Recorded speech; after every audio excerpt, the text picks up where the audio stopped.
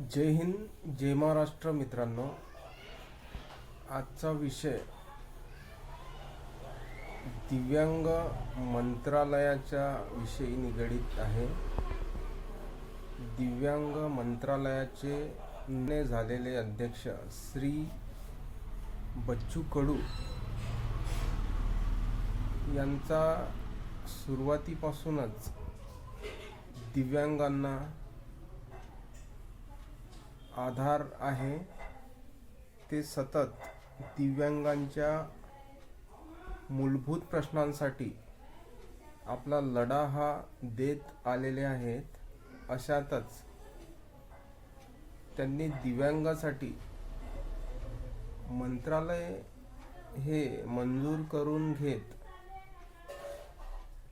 दिव्यांगांच्या अधिकारांवर अनेकदा आवाज उठवल्याने चर्चेत असलेले मंत्री राहिलेले श्री बच्चू कडू हे नाव महाराष्ट्रात सर्व परिचित आहे.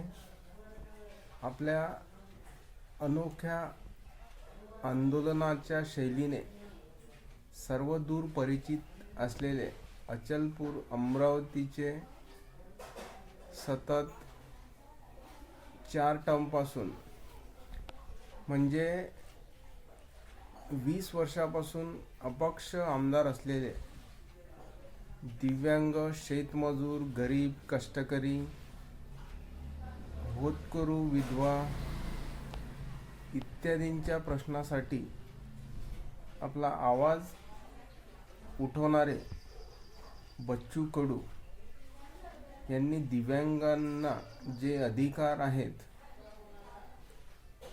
4% शासनाच्याकडून जे अधिकार आहेत ते त्यांना मिळत नाही आहेत. दुसरेच कुणीतरी खोटी प्रमाणपत्र सादर करून त्यांचा अधिकार हडपण्याचा जो प्रयत्न चालू आहे,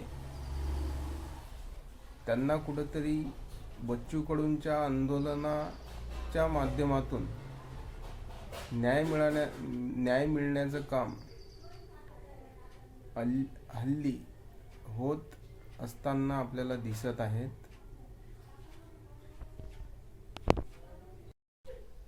दिव्यांगांची खोटी माहिती सादर करून ज्यांना एखाद्या नोकरीची गरज असताना बरेच जणांनी खोटी प्रमाणपत्र सादर करून नोकऱ्या हडपण्याचा प्रयत्न केलेला आहे.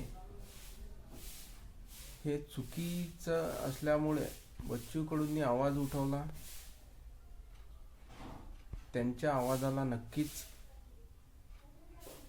लोकांची, सर्वसामान्यांची साथ मिळाली आणि दिव्यांग मंत्रालय त्यांनी मंजूर करून हे घेतलेलं आहे.